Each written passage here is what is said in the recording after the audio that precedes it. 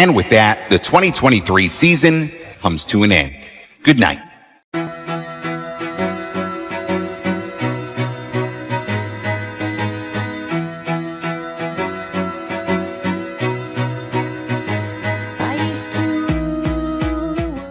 Hola, ¿cómo están?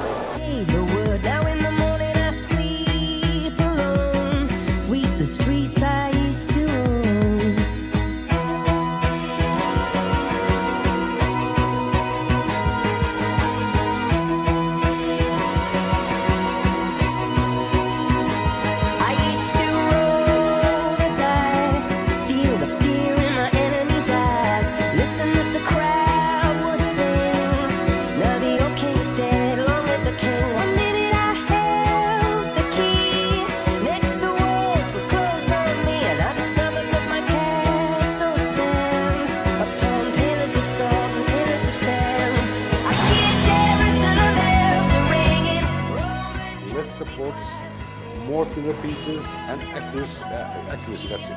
The resin, no shrinkage, good casting results. Hem çekmeyi önlemesi hem de muma çok yakın oluyor olması. Uniway zaten burada bunu çözmüş. Uniway'in bir müşterisi gibi değil de bir çalışma arkadaşımız gibi. Hız konusu gerçekten o da çok önemli. 4 tabla ürün alabiliyoruz. Uniway is a good big brand for 3D printers. Because we found the product we were looking for. This machine can fulfill all their demands.